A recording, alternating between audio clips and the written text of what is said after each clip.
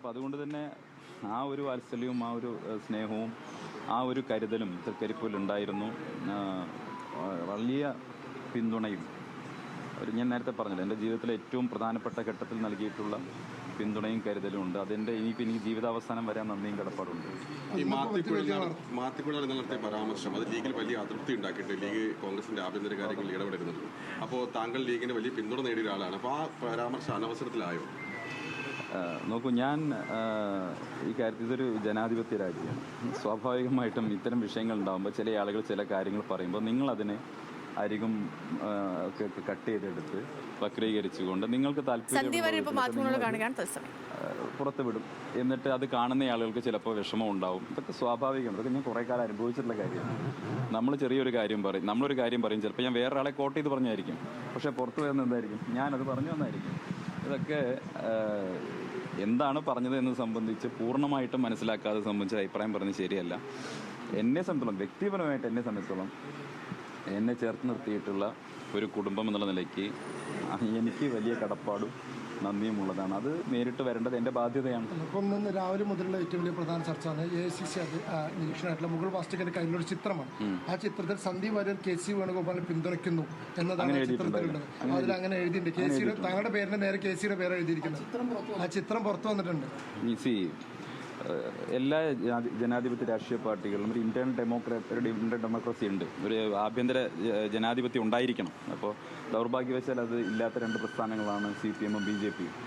അവിടെ തീരുമാനങ്ങളൊക്കെ എടുക്കുന്നത് ഒരു കേന്ദ്രത്തിൽ നിന്നാണ്. CPM ആണെങ്കിൽ CPMൻ്റെ ഒരു അധികാരം, ഒരു സെൻട്രൽ പവറുണ്ട്. ആ ഒരു പവർ സെൻറ്ററിൽ നിന്നാണ് തീരുമാനങ്ങൾ വരുന്നത്. BJPക്ക് ആണെങ്കിൽ നാഗ്പൂരിൽ നിന്നാണ് തീരുമാനങ്ങളൊക്കെ വരുന്നത്. അത് താഴെ തലങ്ങളിലേക്ക് യാന്ത്രികമായിട്ട് അനുസരിക്കുന്ന ആളുകളാണ് ഇതര രാഷ്ട്രീയ പ്രസ്ഥാനങ്ങളുള്ളതെങ്കിൽ കോൺഗ്രസ് ഒരു ജനാധിപത്യ രാഷ്ട്രീയ പാർട്ടിയാണ്. അപ്പോൾ നിങ്ങൾ പറയുന്ന കാര്യങ്ങൾ ശരിയാണെങ്കിൽ അത് കോൺഗ്രസിലെ ജനാധിപത്യത്തിൻ്റെ സൗന്ദര്യത്തെയാണ് കാണിക്കുന്നത്. ഞങ്ങളൊക്കെ അഭിപ്രായം തേടിയിട്ടുണ്ടെങ്കിൽ, ഞങ്ങളൊക്കെ അഭിപ്രായത്തെ മതിച്ചിട്ടുണ്ടെങ്കിൽ അതെന്താ സൂചിപ്പിക്കുന്നത്? കോൺഗ്രസ് ഒരു വിശാലമായ ഡെമോക്രാറ്റിക് പാർട്ടിയാണ്. അവരെല്ലാ സാധാരണക്കാരായിട്ടുള്ള പ്രവർത്തകൻ്റെയും ജനപ്രതിനിധിക്ക് അഭിപ്രായങ്ങൾ കേൾക്കുന്നു എന്ന് പറയുമ്പോൾ അതൊരു മനോഹരമായിട്ടുള്ള ജനാധിപത്യ പ്രക്രിയയല്ലേ? അതങ്ങനെ സംഭവിക്കട്ടെ, അങ്ങനെയാണ് സംഭവിക്കേണ്ടത്.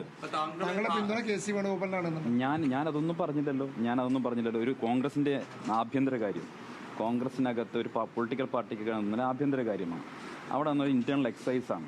ആ ഇന്റേണൽ എക്സസൈസിൽ എന്ത് പറഞ്ഞു എന്നുള്ളത് ആ പാർട്ടിയാണ് വിലയിരുത്തേണ്ടത്. ഞാൻ എന്ത് പറഞ്ഞു എന്നുള്ളത് നിങ്ങൾ പുറത്ത് വന്ന ചിത്രത്തിന്റെ അടിസ്ഥാനത്തിലോ അതെന്ത് ഞാൻ കണ്ടിട്ടില്ല. അതുകൊണ്ട് എനിക്കത് സംബന്ധിച്ച് ഒന്നും പറയണ്ട. ഞാൻ ഇത്ര പറയുന്നു.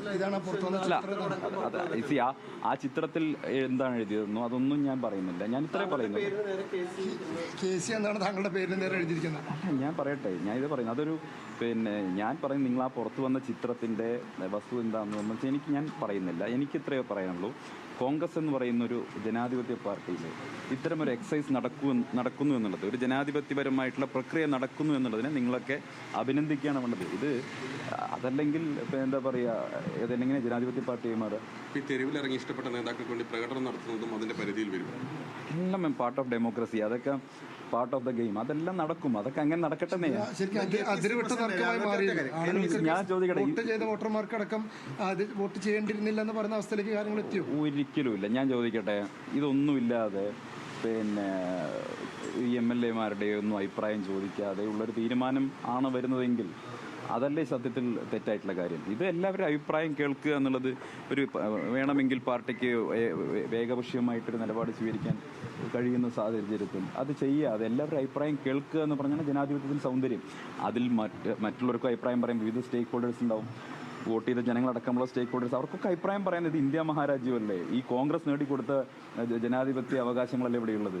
ഈ നാടിന് ഇങ്ങനെ അഭിപ്രായം പറയാനും ഇങ്ങനെ പ്രകടനം നടത്താനും മുദ്രാവാക്യം വിളിക്കാനൊക്കെ സ്വാതന്ത്ര്യം നേടിക്കൊടുത്ത പാർട്ടിയുടെ പേരാണ് ഇന്ത്യൻ നാഷണൽ കോൺഗ്രസ്. ഇങ്ങനെ മയക്കുകൊണ്ടെന്ന് നിങ്ങൾക്ക് ചോദ്യം ചോദിക്കാനുള്ള അവകാശം. പ്രകടനം നടത്തുന്നതിലൊന്നും തെറ്റില്ല. എന്ത് തെറ്റ്? ഞങ്ങൾ CPM-മാര് നടപടിക്കുന്നതാണോ കരുതിയത്?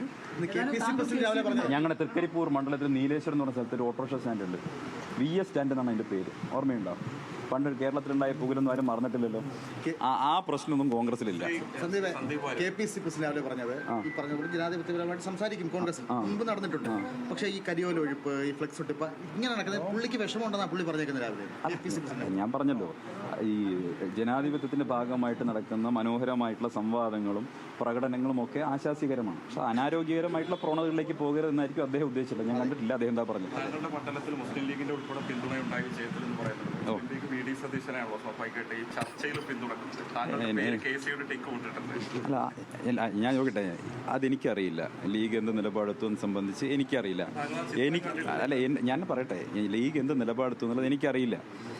ലീഗിൻ്റെ അഭിപ്രായം പറയാൻ പറ്റുമല്ലോ. അതുകൊണ്ടാണല്ലോ ലീഗുമായിട്ട് ആലോചിക്കുന്നത്. സ്വാഭാവികമാണ്. അതും കോൺഗ്രസിൻ്റെ ഒരു ബ്യൂട്ടി അല്ലേ. അത് ഇതിൻ്റെ UDF-ൻ്റെ ഒരു സൗന്ദര്യമല്ലേ. ചോദിക്കാൻ അഭിപ്രായം പറയും, എല്ലാവരുടെയും അഭിപ്രായം കേൾക്കണം. എല്ലാവരും അഭിപ്രായം പറയണമെന്നേ. അവസാനം ആത്യന്തികമായിട്ടൊരു തീരുമാനം വരും. ആ തീരുമാനം ഞങ്ങളൊക്കെ അനുസരിക്കും.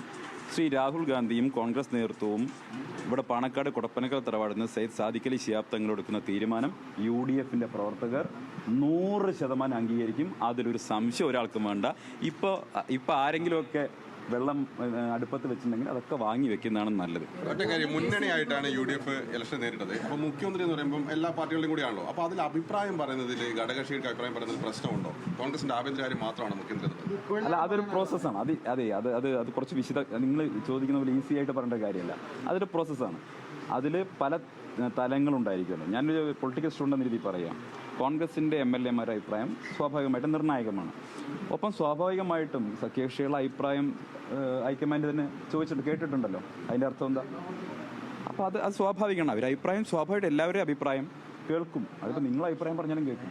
ആഭ്യന്തര കാര്യത്തിൽ ഇടപെടരുത് എന്ന് പറയുന്നതിൽ ഒരു പ്രശ്നമില്ല. ഞാൻ അദ്ദേഹം പറഞ്ഞത് പൂർണ്ണമായിട്ടും കേട്ടിട്ടുള്ള നിങ്ങൾ പറയുന്നത് കേട്ടിട്ട് മറുപടി പറയാൻ പറ്റില്ല. കാരണം എന്താ പറയുക, നിങ്ങൾ പണ്ട് എന്നെ ഇതുപോലെ ഒരുപാട് ഞാൻ പറഞ്ഞ കാര്യങ്ങളൊക്കെ വക്രീകരിച്ചിട്ടുള്ള ആളാണ്. അപ്പോൾ അതുകൊണ്ട് അദ്ദേഹം എന്താണ് ഉദ്ദേശിച്ചത് പൂർണ്ണമായി കേൾക്കാതെ മറുപടി പറയാൻ അർത്ഥമില്ല. കാര്യം വളരെ കൃത്യമാണ്. കോൺഗ്രസിൻ്റെ UDF-ൻ്റെ പ്രവർത്തകർ, ഞാൻ എന്താ പറയുന്നത്, UDF പ്രവർത്തകർ അത് AICC ലീഡർഷിപ്പ് ഒരു തീരുമാനമെടുത്താൽ ബഹുമാനപ്പെട്ട രാഹുൽ ഗാന്ധിയുടെ നേതൃത്വത്തിൽ ഒരു തീരുമാനം വരും. ഇവിടെ പാണക്കാട് സയ്യിദ് സാദിഖ് അലി ശിഹാബ് തങ്ങളുടെ തീരുമാനം വരും. ആ തീരുമാനങ്ങളെ ഞങ്ങൾ അംഗീകരിക്കും. ഞങ്ങൾ പ്രവർത്തകരാണ്. ഞങ്ങൾ അച്ചടക്കമുള്ള പ്രവർത്തകരാണ്.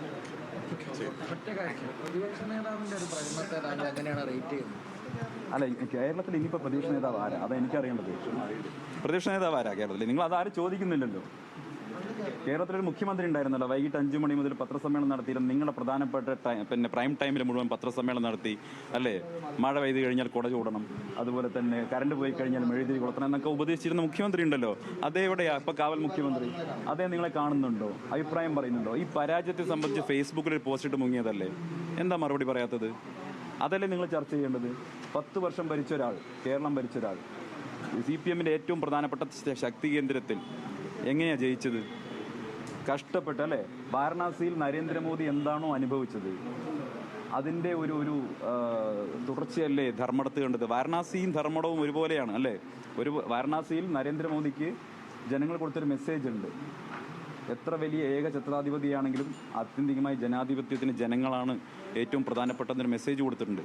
അതാണ് ധർമ്മടത്ത് കണ്ടത്. ഒരു സംശയമുണ്ട്, അടുത്ത ലോക്സഭാ തെരഞ്ഞെടുപ്പ് കഴിഞ്ഞാൽ നരേന്ദ്രമോദിയുടെയും അവസ്ഥ ഇത് തന്നെയായിരിക്കും. ഏറ്റവും വലിയ ആൻറ്റി ഇൻകംബൻസിയുടെ പീക്കിലാണ് ഇരിക്കുന്നത്. ഇപ്പം എൻ്റെ പഴയ പാർട്ടിക്കാർ പലരും ബംഗാളിലെ തെരഞ്ഞെടുപ്പ് ഫലമൊന്നും കണ്ടിട്ടിപ്പോൾ സൂചിച്ചിരിക്കേണ്ട. കേന്ദ്ര സർക്കാരിനെതിരായിട്ടുള്ള വലിയ ജനവികാരം ജനങ്ങൾക്കിടയിലുണ്ട്. ഞാൻ 100% ഉറപ്പിച്ച് പറയുന്നു, അടുത്ത ലോക്സഭാ തെരഞ്ഞെടുപ്പോടുകൂടി ഇപ്പോൾ കേന്ദ്രം ഭരിച്ചുകൊണ്ടിരിക്കുന്ന നരേന്ദ്രമോദി BJP-യുടെ പതനം ഉറപ്പാണ്. കേരളത്തിലേതുപോലെ തന്നെ ഒരു വലിയ തരംഗത്തോടുകൂടി ഇന്ത്യൻ നാഷണൽ കോൺഗ്രസ് രാജ്യത്ത് അധികാരത്തിൽ തിരിച്ചു വരും. ശരി, അപ്പം സന്ദീപ് വാര്യർ മാധ്യമങ്ങളോട് സംസാരിക്കുകയാണ്. നിലവിൽ നടക്കുന്ന ചർച്ചകളിലൊക്കെയുള്ള കാര്യങ്ങൾ, അദ്ദേഹത്തിൻ്റെ പ്രതികരണങ്ങൾ പറയുകയായിരുന്നു. ചർച്ചകളൊക്കെ നടക്കട്ടെ, ഒരു അഭിപ്രായത്തിലേക്ക് എത്തട്ടെ, MLA-മാരുടെയൊക്കെ ഒരു പിന്തുണ അറിയേണ്ടത് അത്യാവശ്യമാണല്ലോ എന്ന കാര്യം പറയുകയായിരുന്നു സന്ദീപ് വാര്യർ.